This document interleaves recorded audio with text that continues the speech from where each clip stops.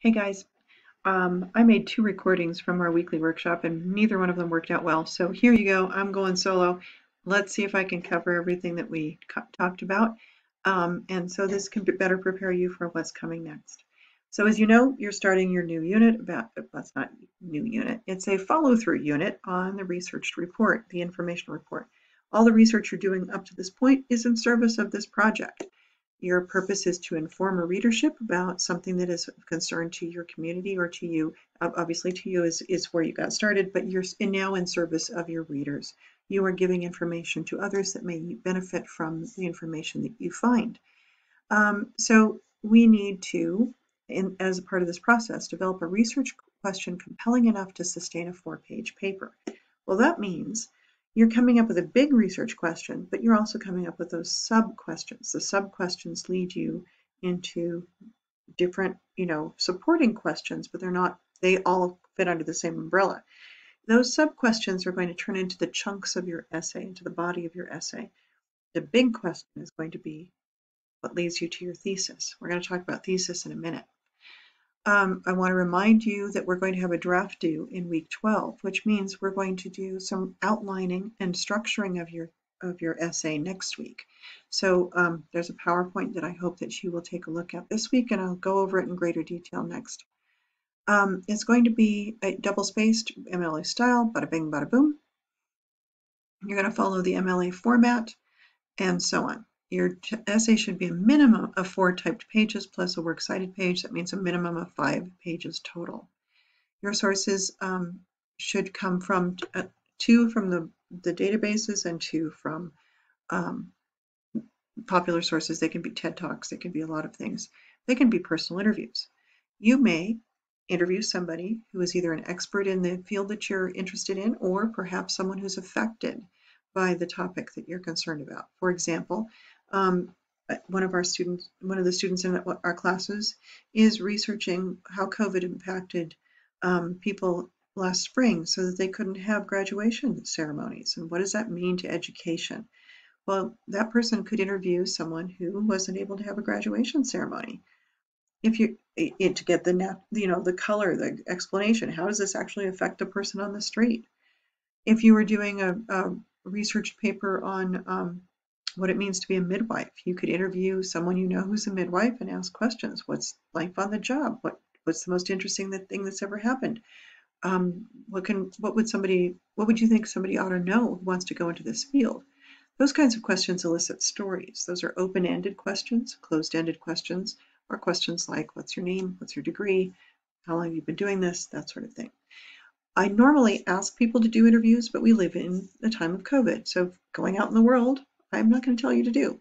But you can, if you choose to, you do an interview by phone, by email, by Zoom, by Skype, what have you, and get that kind of personal touch if you so choose. It's not required, but that can be one of your popular sources. But you do need 2 database sources. All right, I'm going to change gears. We want to talk about what is a thesis and what is and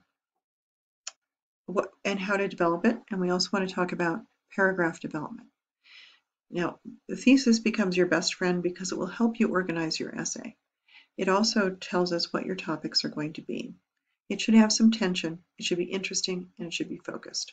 It's actually one of the more challenging things about the essay process, but it's also the most helpful and rewarding. Thesis Kitty is a little bit of a stinker. Disregard Thesis Kitty. But she says, your thesis lacked content and validity, so I deleted it. You're welcome. All right. A thesis should be focused, surprising, specific, and allude to topics that the essay will cover. A thesis should not be too broad, too vague, cliché, obvious, or a statement of one's own unsupportable opinion or taste.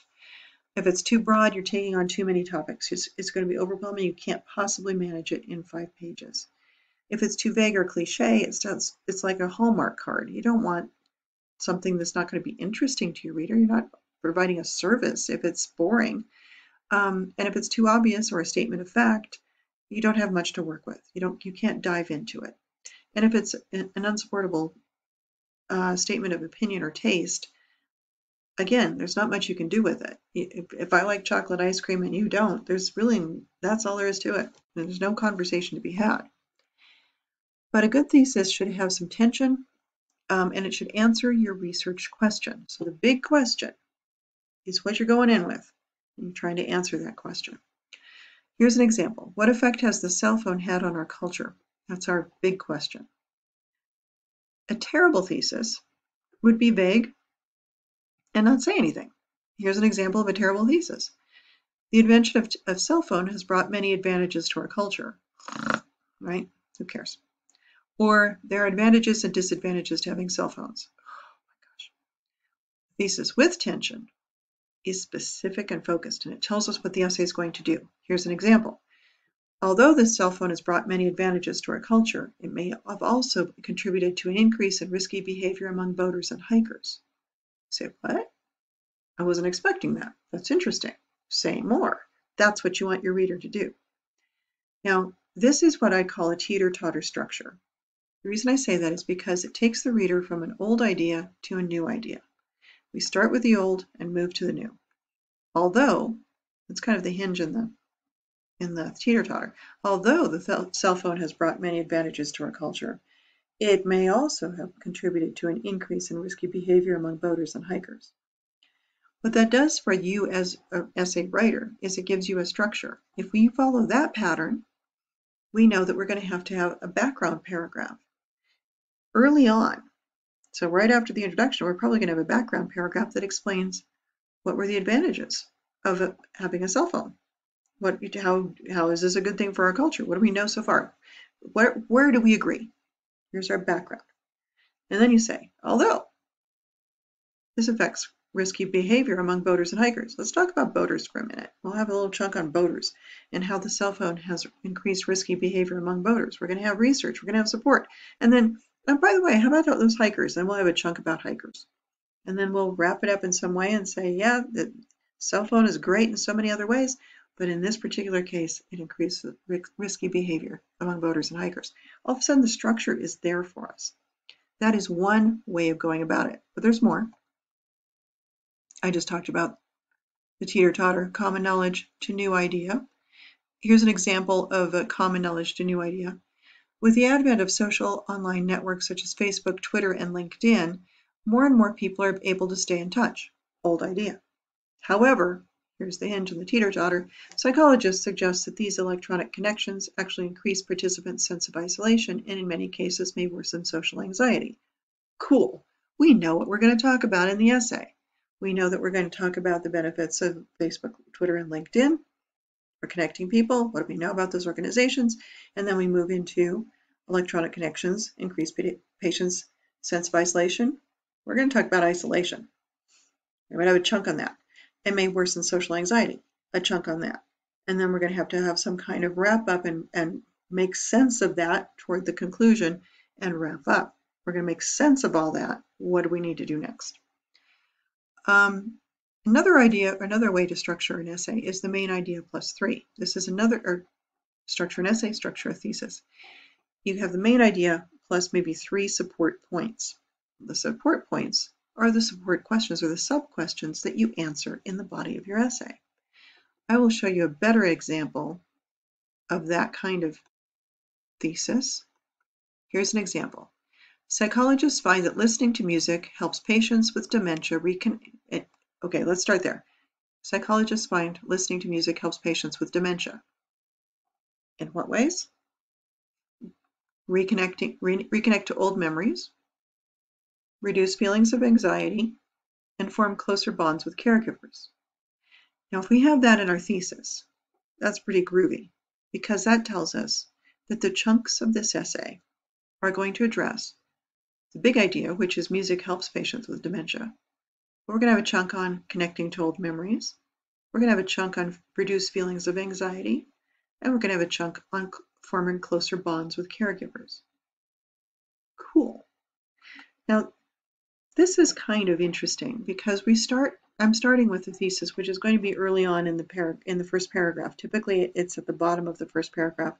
We're calling it the olive in our martini glass. I'll explain that in a minute. But we don't know what our thesis is until we know what our sub-questions are and what our big question is. And the sub-questions are what you're using now to find information, same with the big idea questions. And so each of those sub-questions can turn into topic sentences. We're going to turn them into statements, just like we're turning the big question for our research into a thesis statement. The sub-questions are part of that whole process. So if we were to look at this is our net result of looking at our sub-questions first. Okay, so I'm backwards engineering. We get to the thesis after we've done our research. We get to our research after we asked our questions. Our questions include the big question and the sub-questions. We're backwards engineering. So my sub-questions. In what ways does listening to music benefit the patient-caregiver relationship? In what ways does listening to music stimulate memory? In what ways does listening to music stimulate mental focus for patients with dementia? Now, I happen to get excited about that question, even though I've already written this thesis. So I did a little paragraph. Based on that, I did a little research, and I found this source, did a little scribble annotation. It's from the AARP, which is a pretty reputable organization.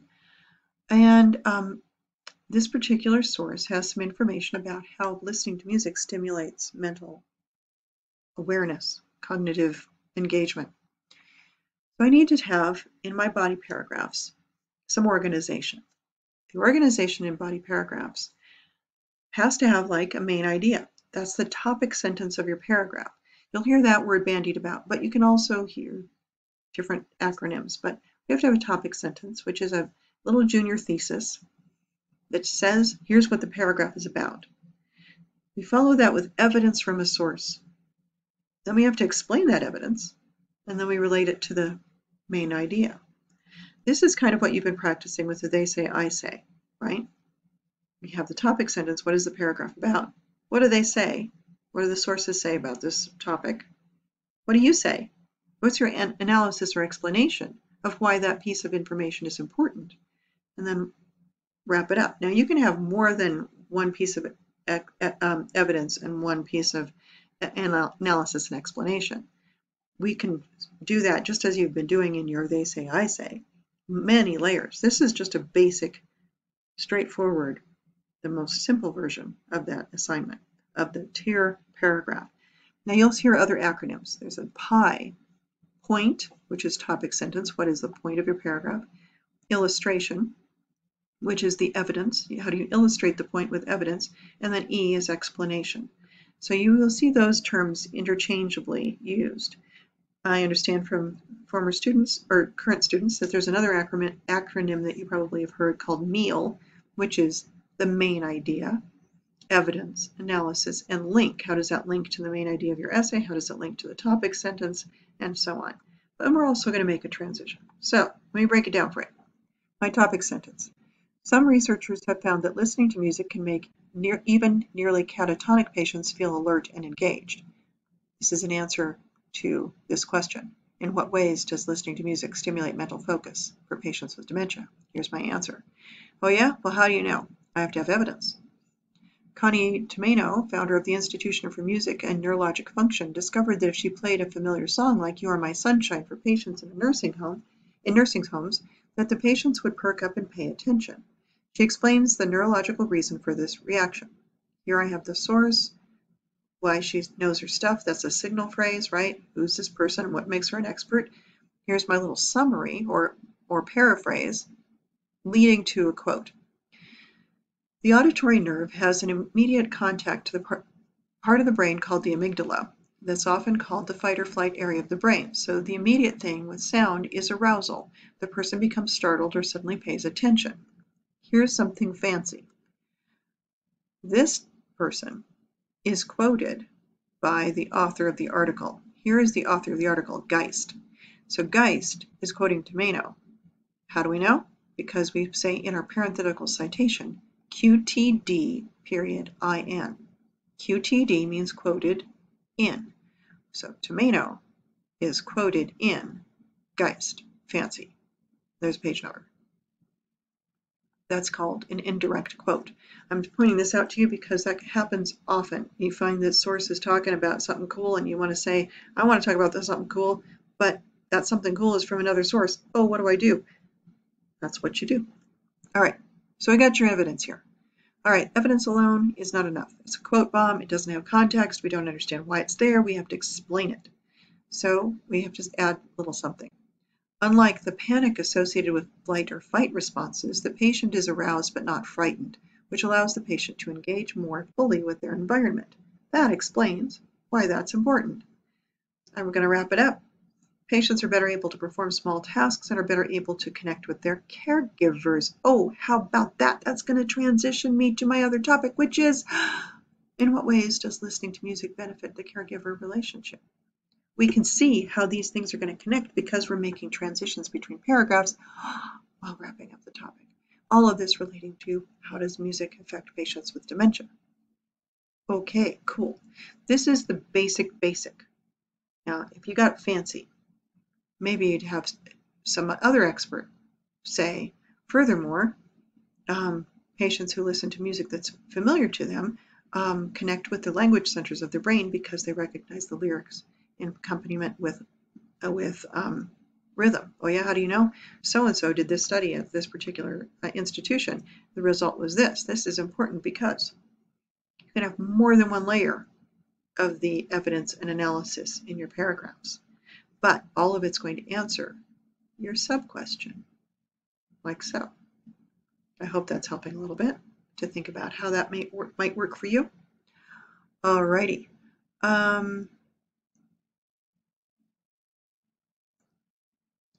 So here is a little handout. This is very similar to what you see in your textbook in chapter, I think, 8 or 9, I can't remember. TIER is the acronym that we often use here. We also use PIEIEI, topic sentence, the little thesis of your paragraph that says what it's about, evidence, analysis, reflection, transition. If you think about a snarky little brother, and I have a snarky little brother who challenges me about everything I say and do, and he would say to me, what's all this about? And I'll have to say, this is the point. This is the point I'm making. How do you know? I got evidence, buddy. Here are my and sources and citations, and I'm proving it. Okay, cool. Well, why should I care? Well, let me tell you. I'll explain it to you. And what does that have to do with anything? Well, okay, I'm going to connect it to everything else I'm telling you. I always think about my snarky little brother. He annoys the hell out of me, but he also keeps me on task. So thanks, Mike. And pie is the same idea. Point, illustration, explication. Every piece of pie, every slice of pie should be a little different. Each paragraph should address a slightly different topic, and so on. Now that said, you can have more than one topic, more than one paragraph in a chunk related to a major topic. So for example, if it turns out that I have lots to say, because lots of source material has to do with the relationship between music and how it affects the caregiver-patient relationship, I can have 2 or 3 paragraphs addressing that topic, but each one of those has a little bit of a different focus.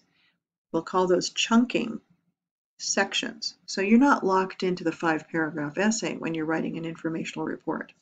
You are doing something kind of slick and cool where you actually give some really meaty, good information to your readers. Okay. Now I want to remind you that your textbook is a friend to you. I have to exit all this nonsense. Let me get out of all of this and go to my textbook. Apologies for jumping around. And that's not the one I wanted to show you. Here we are. Okay.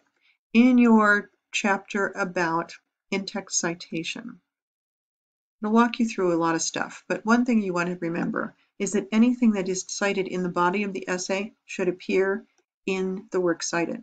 So for example, if I were to do a search for brown, you go into MS Word and do a little search for brown, I should find brown in the body of the essay and vice versa. Okay. If you have an author, it's really easy. You just cite the author's last name. If you're doing an in-text parenthetical citation, if you don't have an author, and that often is the case when you have sources from the government or from some institutions where the institution itself is the author, you can use the title of the work. So you can say, in this case, Impact of Global Warming, page number, parentheses, period. This video will walk you through a lot of stuff. But there are other little tips and tools. For example, you can use according to the EPA, which says the source, quote, quote, quote, and then here is the article, facts, recycling. That kind of covers your butt in more than one way. But back down here, let's see, what are common things that happen? Okay, if you mention the author in the sentence in a signal phrase, which is what you've been practicing so far, you don't need to include the author in the parenthetical. You would just have parentheses, page number. If you don't have a page number, you can use a paragraph number, PAR dot number. Now, if you do have the author's name, you can, and you don't want to include it in the bit that you paraphrased or whatever, that's okay. You can do it this way. This just says, this is the information. You're just cruising along, giving this the information in your own words, but you are acknowledging that that information comes from Pauling.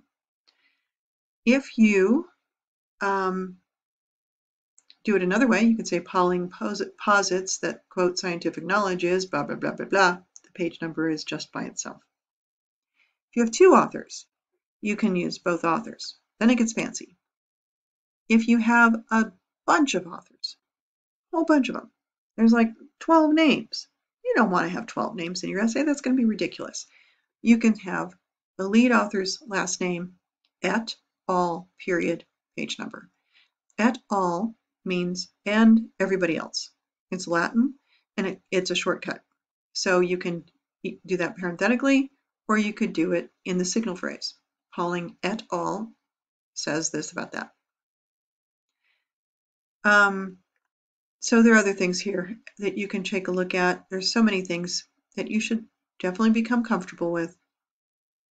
And if you have the indirect source, I think that's down here someplace. Yeah, here it is. It's the QTD period in. That means Hewlett quoted Bonham, who said this. So I hope that helps a little bit as you're thinking about how to give credit where credit is due. Now remember, when you introduce a source, the first time, give us the full name, the title of the source, the overview. Second time after that, use last names and page numbers and like that. If you don't have a name, then you can do like the EPA report, blah, blah, blah, says this. EPA says, in parentheses, title of the report. But you're not going to remember all of this. What I want you to remember is that this is in your textbook right here in chapter 36.2. All of these things are available to you anytime, anywhere, so take a look at those things. Hope that's helpful. Thanks for watching, and I'll post this soon. Thanks. Bye.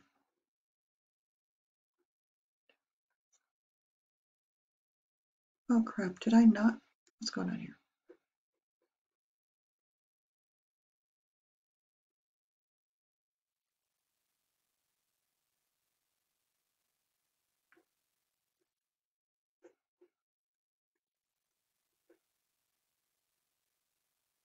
Shit.